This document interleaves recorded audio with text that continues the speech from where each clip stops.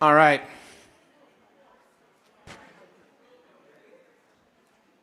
Right on time. Last panel of the day.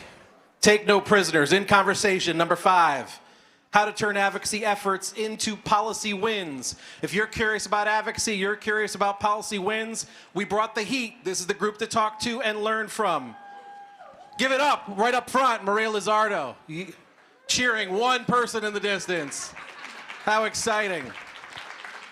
Give a round of applause for your moderator, Ben Max, host of Max Politics Podcast. Give it up for Michelle Jackson, Executive Director, Human Services Council. Give it up for Raysa Rodriguez, Chief Program and Policy Officer, FPWA. Give it up for Murad, Awawdeh, Executive Director, New York Immigration Coalition. Give it up nice and loud. It's your turn. Hello, everybody. Thanks for being here, and thanks for sticking with us here. Great audience and great panelists, so let's get right to it. So the title of this panel, we're going to get into some other things, but turning advocacy efforts into policy wins. So if each of you could give one discrete, specific example of a policy win that your organization has achieved, and it doesn't have to be the full story of that policy win, of course, but what were some of the ways that you turned advocacy into that policy win? One or two key strategies for doing so. Do you want to start? You want me to go to Michelle? I can start. Raysa, let's go ahead. Hi, everyone.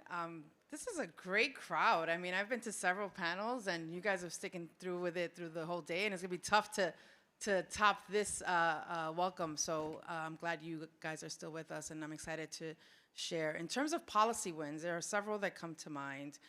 Most recently, at FPWA, the Federation of Protestant Welfare Agencies, we're a nonprofit organization fighting poverty for over 100 years. And we do a lot of work to support nonprofits, but also to change policies to have better both well-being and economic security for all New Yorkers. Last year's election was critical for us. We played a huge role in advocacy efforts to pass the Racial Justice Commission's ballot proposals. The first being to establish an Office of Equity within the mayor's office. The second the first actually to change the charter language. The second to establish an Office of Equity. And the third to really drive a true cost of living measure for all New York. So we actually know and have the data of what it costs to live with dignity in a place like New York City.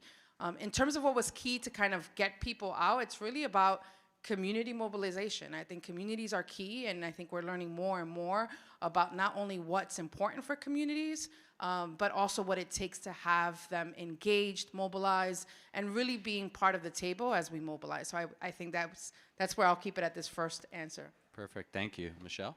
Hi, everyone. It's great to be here. Thank you to NYCETC. I know you've heard a ton already today about the Just Pay campaign.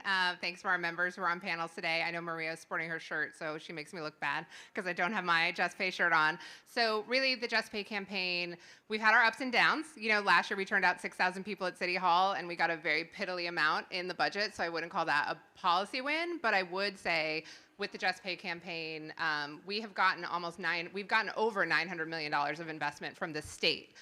Governor Hochul has done a COLA the last 2 years. She's the first governor to include the statutory cost of living adjustment in her budget, and that is really something that we should celebrate. And really, there's two things behind that. The first is having a really clear message in our campaign. The Just Pay campaign is something that the public can understand and that elected officials can actually do something about, and government-sanctioned poverty wages for human services workers. And so messaging is super important. And the second thing was organizing. As I mentioned, we turned out 6,000 people to a rally last year at City Hall. We've sent thousands of emails and phone calls to the governor to get that, the money in the budget. And so really relying on people power. It's old school, but it really works.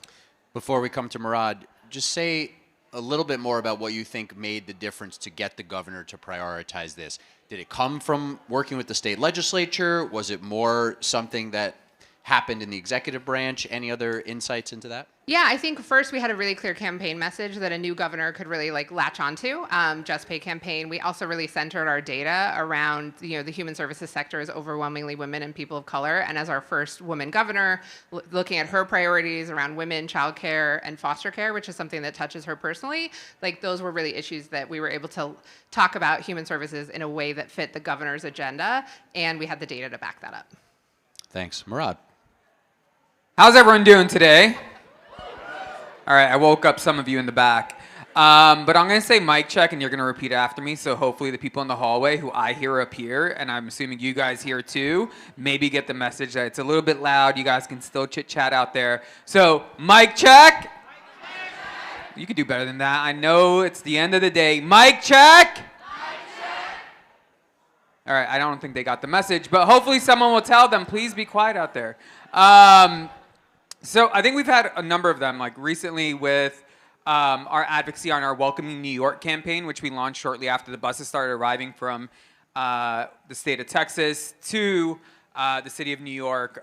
We launched a multi-level federal, state, local platform asking every level of government to step up and to work together to actually address historical issues that would make the issues that we were facing in this time still simpler and easier. And I think that we've had pretty big financial wins. So we had about $800 million secured at the federal level to support recent arrivals across the country. And then we've gotten additional resources for that.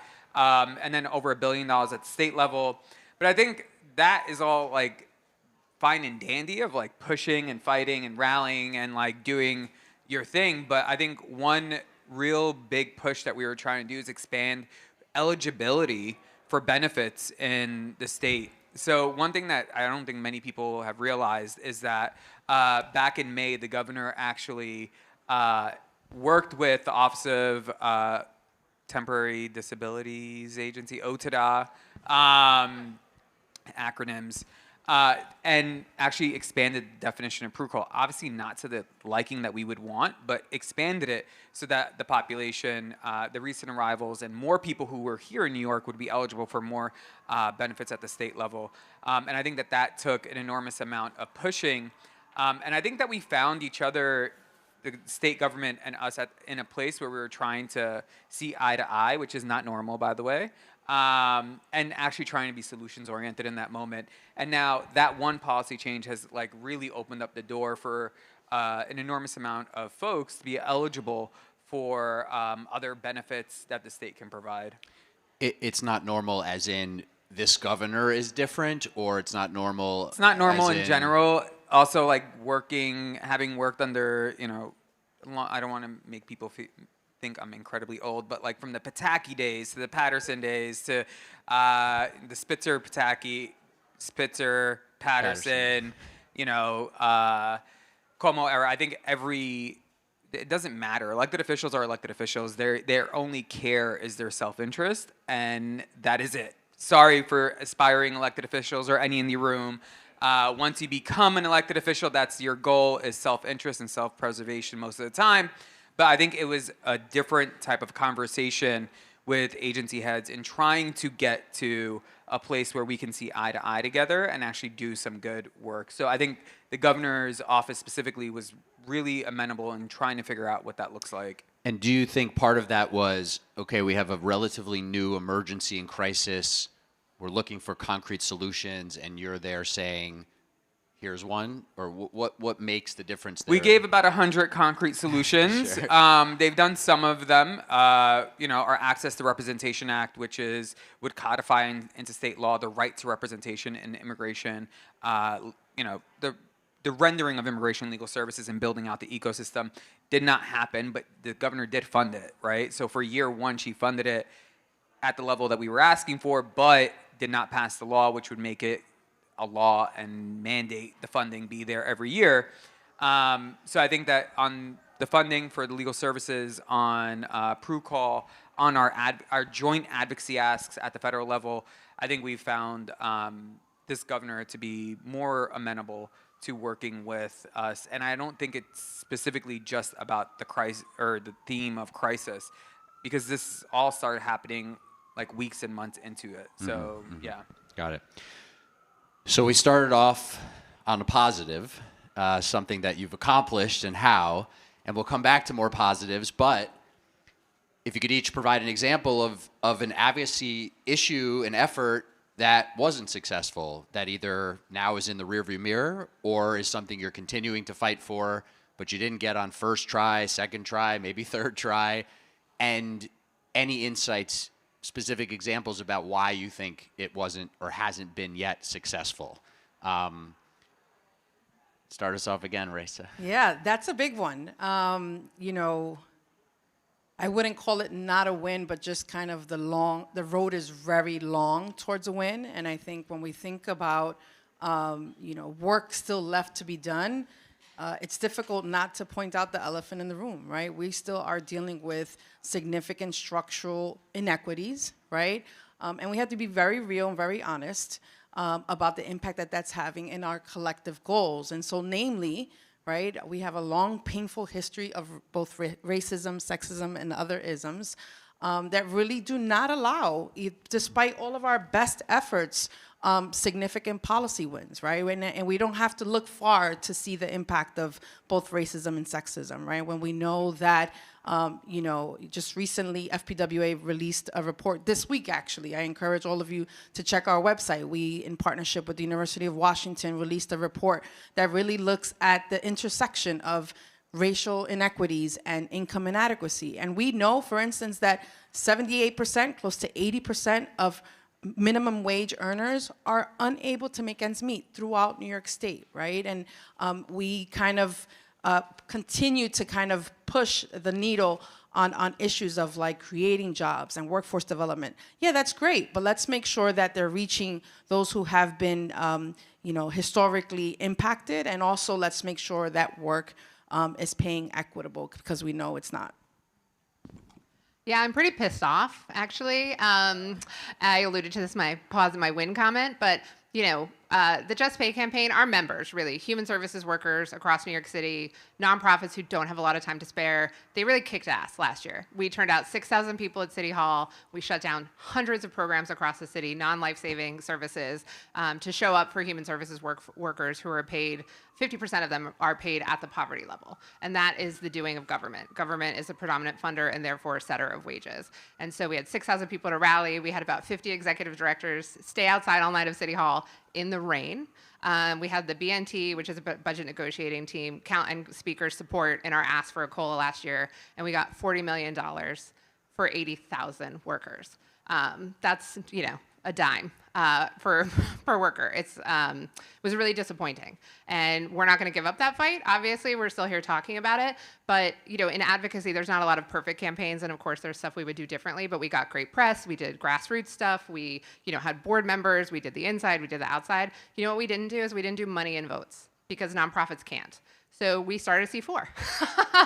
So this year we've launched and are working on human services action so that we can endorse candidates and, you know, really hold our elected officials accountable in a way that they're not used to, because nonprofits, you know, we're barred from doing campaign contributions. We're barred from endorsing candidates as C3s. So we've started an independent C4 so that we can let our elected officials know that we're paying attention, and that we're going to direct the 80,000 plus human services workers to vote for candidates who care about the wages that they earn and the programs they provide. So just quickly on that.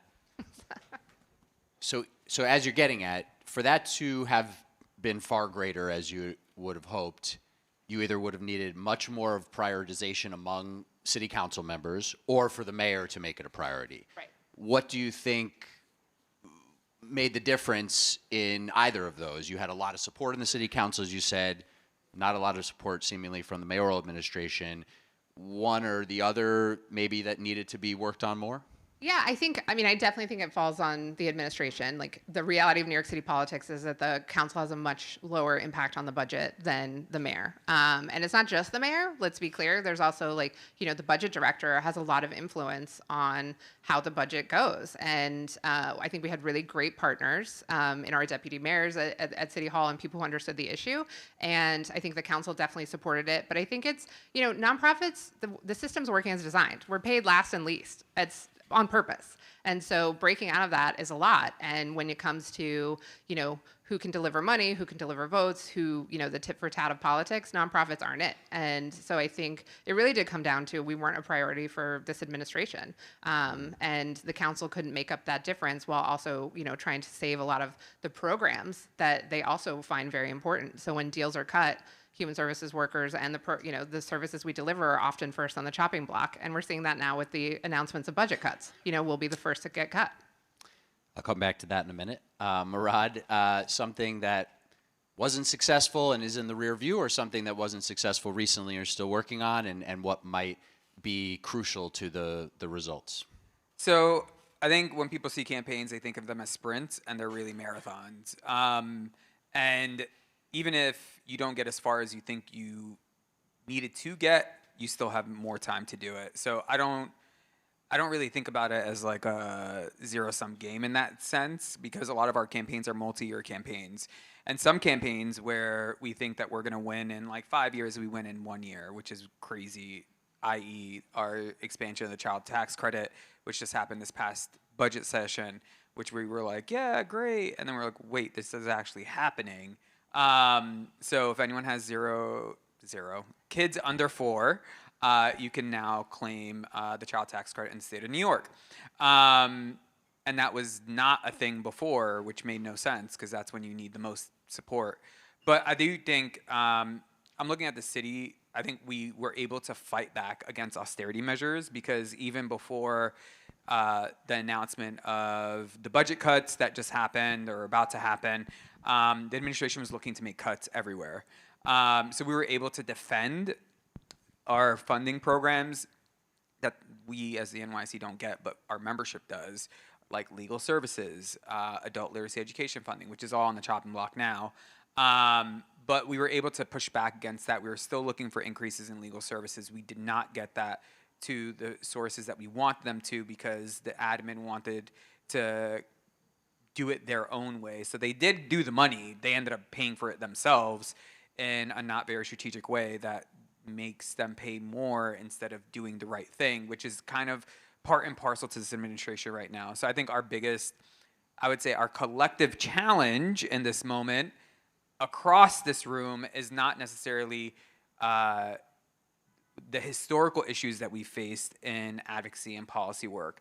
It's that we are up against zero-sum administration that does not see anything outside of whatever they believe is the way to do something.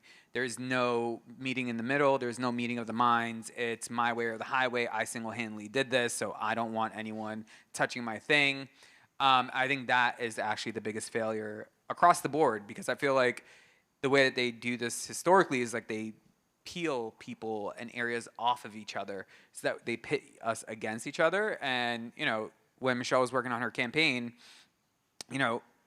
there's a bunch of us who are similarly structured, and we try to help each other out as much as we can.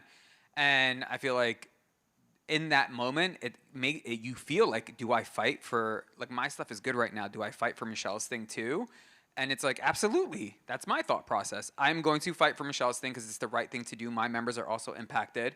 But also then this administration and other administrations have made it seem as if you fight for other people's stuff that we are not privy or happy about, we ain't giving you your thing.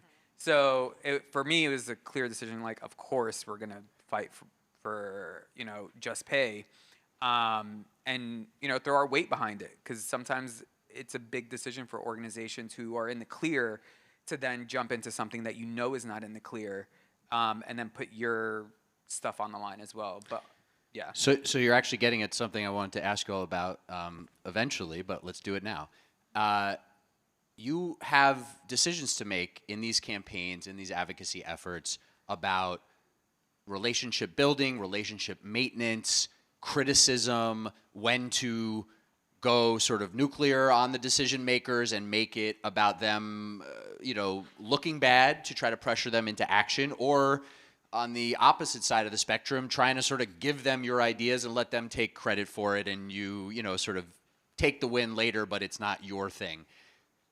Speak from a little bit of experience in whatever direction you want about how you make those decisions in advocacy, and where you sort of try to figure out how to either cross that line where you're sort of going hard on the elected officials and the people in power and taking that chance to be combative versus, playing a little nicer and trying to get them that way? And oh God, I just didn't want you to always feel like you had to go first. Give you a second to think. So I first also have to think. I mean, Murad illustrates a really important point, and one that is part of this question is like our partners matter a lot, and I appreciate he answered my Saturday afternoon desperate phone calls where I was like, we're screwed, please help. And it takes a risk for that, and also that's part of the calculation. When we're not getting what we want, we call our partners and we say where are you? How unhappy are you? If we blow something up, what does it mean for you? Will you stand with us? Right? I think that's a really important part of the conversation. And so we start every campaign, every season with be the champion. We write the mayor, we write the governor, we say, this could be your issue, this is why it is your issue, whether it's people in your administration, your priorities, we are happy to partner with you and make you the champions of this issue. And then we get crickets, and then we move on. And then maybe not everybody, but we get crickets. And then we get some, staff members who are we'd love to work with you. We have a great meeting where they're oh, we don't understand the issue, explain it to us. And we're okay, here you go. And then by the time the budgets are rolling out, I keep the administration, both the city and state, abreast of what we're doing every step of the way. So we always approach it with the spirit of partnership. Even when we slept outside of City Hall, I sent them a note a week in advance and I was hey, we're doing this. We'd really like to not do this, but we're gonna do it. And sometimes we get phone calls a day before where it's if you would cancel it, we could set up a meeting for you. And where I am in my career is no, thanks. Right. We're not give going. Give me the win or we're not yet. Yeah, we could have met 4 months ago when I sent you 8,000 letters. Time for good ideas is over. We're, proceeding with it. And we definitely use, we pay attention to what press does the administration or, elected officials pay attention to? What hurts them? Cuomo and de Blasio were easy because you're just make it one of the other's idea first and then watch them fight about it. And, we use that to our advantage. And so similarly, we always start with you be the champion. But by the time we see the budgets start to come out, preliminary budgets, and especially at the city level when we get to the April perspective, for HSC now, our model is all bets are off. We're going to use press. We're going to do organizing actions and no holds barred to get what we need for our communities. And we never apologize, but we'll let you know what we're doing and hope we can continue to partner next year. I would add to that. I mean, I agree with all of that. I would add that there really isn't a perfect science, right? And I think it all depends on not only the campaign, but the policy context in which you're working in. And so we at FPWA, we've tried a number of different, whether it's trying first on the inside game, if you will. I think stakeholders are key, as you said, and so that's also very important, and having a wide array of stakeholders who can carry the message, deliver the message, who can, have a multi-pronged approach of whether, it's putting up op-eds, taking additional, leveraging their own relationships. And I'm a little bit more hopeful, I think, and less pessimistic in terms of the role of government, right? I feel and maybe that's because I have worked in government in the past. I think it depends on the administration, right, and who's in power. Unfortunately, we are within right now in the current situation in a place where it's been difficult to build bridges and to have, even in instances where you're providing what are really thoughtful, evidence-backed, ideas for effective reforms, it's been difficult to have them carry it. You had high hopes for this mayor, and things have not gone well. No, I didn't have high hopes. I think I had hopes that we would be able to move our city forward. And I think that my hopes were more so along the lines of it is in no one's interest to be rooting for the failure of any head of any level of government unless we all want to fail. So walking in with that mentality and we want to see you be successful, here are the things you need to do that. And we are offering partnership. Let's keep in mind that was also at a time where this migrant crisis was not on the radar, right? So there's also been a huge event that has. Yeah, but also I think that the other piece here is, this is a very different administration, right? This is not an administration that is everyone came in, and I know folks internally, and I love everyone, even though we fight and I publicly drag them, which is my job. It's that everyone came in with their own kind of this is my one thing I want to leave from here doing, right? And that shifted for everyone. And the piece here is that there needs to be a nucleus of power internally who's like kind of making decisions. And in this administration, I personally have not seen it, where it's kind of a weird situation where you don't know who actually has the power. And to answer your initial question, I think that the bigger piece here is in like organizing within political spaces. Rule number 1, no permanent enemies and no permanent allies. Always remember that, because with elected officials, again, it always centers around self-interest for them. So for us, you know, we have like the stern conversations we have with our opposition, we have with our champions as well.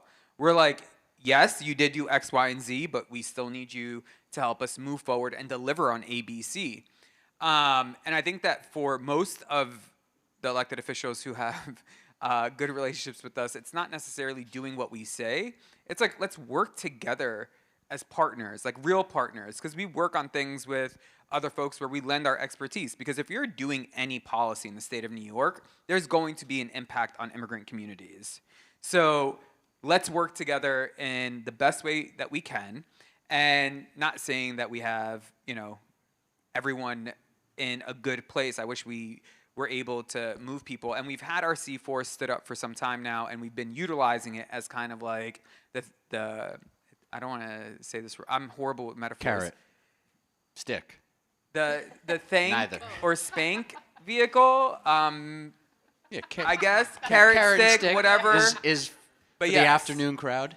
Yes, there you go. That works. So yeah, I would say that there's no permanent, relationships are not permanent in the political sphere. And that's one thing. You can look at all the most powerful people in the state of New York and how they got taken down, right? Like, it's literally, clearly, like, they're shitty people, but even more so, who was supposed to stand up and defend them ended up not doing that because, again, no permanent enemies and no permanent allies. Keep going for 1 minute. You still have choices all the time about statements you issue, language you use. You, from my vantage point, have sort of erred a little bit more on the more pointed end of the spectrum, at least recently, but often, Murad.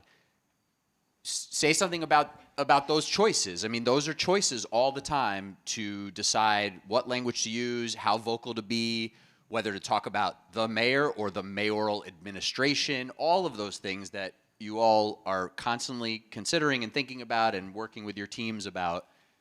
Yeah, Say a little absolutely. I think for us, we are always, I think this is the other piece, is that people think that we're not speaking to folks in like the elected officials. We're always talking to them. Even when we disagree, we still speak to them.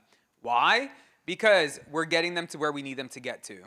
And even if we're having those private conversations with our members, with our partners, until you deliver, our public messaging does not change. So there's moments where I really want to call out certain people within the administration, but also they're not the mayor. So to let people know that, you know, we are aware of what's happening, our target is always the same person. It is the person with the power to make the change happen. And that is why we are incredibly pointed either at the governor, the mayor, or even the president, who we've called out all three levels of government and continue to do so. Either of you want to add anything on that? I mean, it's just an extension of the prior question, but Yeah, I mean, I think Murad is right, and like I think we aspire to write more of those. At HSE, we banned the word disappointed from our statements. The nonprofit sector is always so disappointed, and we've really been like, we can't use that language. Our communications person is here; she knows this. She gets to write more creative stuff, and we've taken to picking on people on social media in like fun ways. But like I think that it's not just being like pointed and mean; it's also having a sense of humor and like understanding like the depths of like where some of this stuff comes from. But when our budget statement last year, a lot of our members and people around us, like lobbyists and things like that, our budget statement was like, one of the lines was like, this is not a fair budget, this is not a just budget, and everyone's like, ooh. And that was what got picked up in every article. We were in Politico, City and State, and everything, and it was right, to Murad's point. Like, we were just standing and like, this is how we feel, and we'd love to continue to work with the administration, and we know that sometimes the statements that we issue and the advocacy we do actually helps people inside. So to Raysa's point about, it's not everyone bad or they're not working on it, but sometimes they need some outside help. And so we really tailored our press and public statements to be like, we want to work in partnership, but we have to stand on what's right. And, our issues are women and people of color are left in poverty because of government practices. And so we're not just disappointed about that anymore. Right, it's the opposite of that parental saying, right? I'm not angry, I'm disappointed. Yeah. I'm not disappointed, pissed I'm off, angry. yeah. It's also easier to be measured and more balanced when other things are working, right? So we're working on a number of different fronts, and if you see kind of like progress in some areas and progress in others, you can lend your political weight depending on how other, the totality of the picture looks, right? But in this present context, that balance is missing, right? And so when you're talking about providers delivering critical life-saving services are not getting paid, are unable to make payroll. When you talk about 15% cuts to essential services in New York City, right, and overlay that with other crises, it's more easy to be very pointed. Let me get to a couple of these audience questions here in our last 5 minutes. So let's start here, highlighted in green. I'll read it. As a city worker in leadership, what advice do you have for us who want to be better partners with you, the advocates? So I think first, we always have an open line of communication with our city or government partners. And we know a lot of you, when we've done some of the procurement work, when we sit down with city agency staff, they have the same complaints as the nonprofits. And so I think a lot of it really is about partnership and outreach and knowing that we could have these conversations. I also think the other thing is bringing expertise to the table, knowing what you know what you don't. And so when we reach out, we find the city agencies who we work with the best with are the ones who have people with those programmatic experience, right? Or want to get it. So I think for us, the successes we've seen on more boring topics like indirect cost rate initiatives and changes around audits and things like that have really come from city partners who saw nonprofits as partners and consumers of what they're doing and treated them as such. And so we're always open to those kind of partnerships and learnings. And it really just comes from as opposed to you telling us what to do, how do we fix this together? I think is really, and it sounds oversimplified, but we've seen that. And a lot of the systems that work in government come from a really willingness to hear each other and partner on those issues. Any other quick thoughts? I want to get to Yeah, I would just say that this is not us versus the city moment. I think that people tend to forget that staff at agencies are there forever. Leadership is not. So I think that I would tell folks who want to work with us, just be values aligned, right? If you are yo, this isn't just, and I want to work on fixing this, we're always open for those conversations, right? We have been flagging tons of things that are just broken or that are breaking in real time. And the city staff and workers who we're working with are we know, and we're saying the same thing. And then sometimes it helps us being the outside, even bigger voice on the stage, being the mayor is continuously allowing the systems to break internally, and this is how. And having the specifics internally of what to fix. Sometimes we don't have that expertise. So that partnership always helps out as well. One more here. For agencies that work with young people who want to get more active in advocacy efforts, what's the best way to get involved? For agencies that work with young people who want to get more active in advocacy efforts, what's the best way to get involved?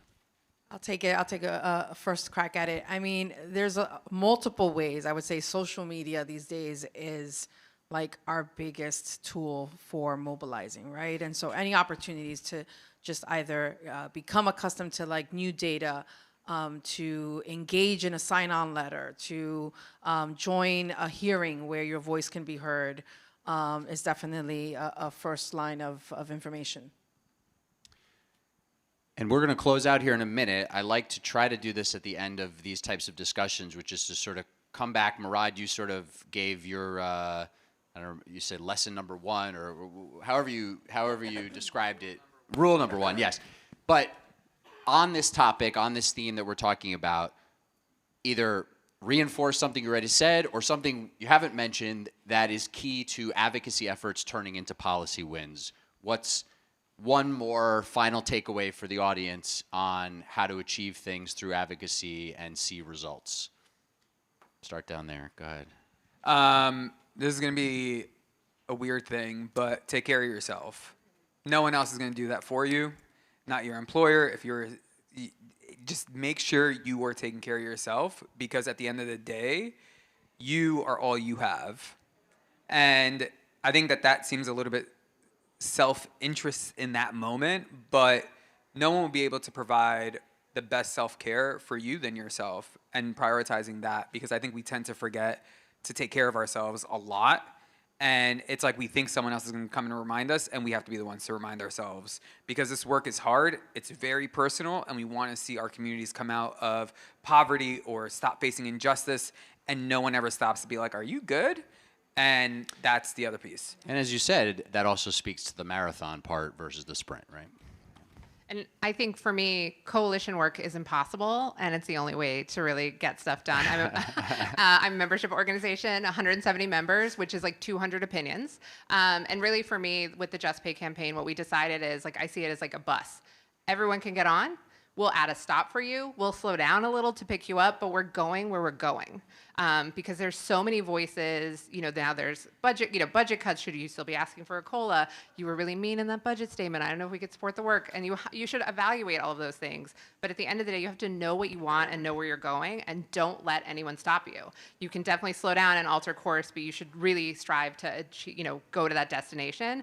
And when things get hard, when you get that phone call from the mayor that he's disappointed in you, or those kind of things, it can be really hard to remember that. And you have to be like, what is the thing that I'm centering on?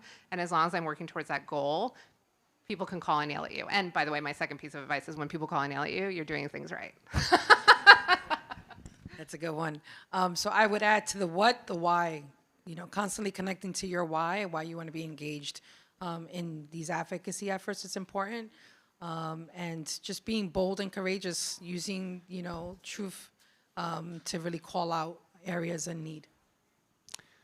Thank you all. Thank you all. Outstanding Great work. panel. Thank you. Give it up for Ben Max, Michelle Jackson. Keep going. Raysa Rodriguez, Murad Awawdeh. Give it up right here, ladies and gentlemen. The advocacy focus, the dynamic characters that are making this city work and function. Policy wins. That's what we're all about. Thank you very much. Thank you very much. On that note, ladies and gentlemen, we are winding down for the day.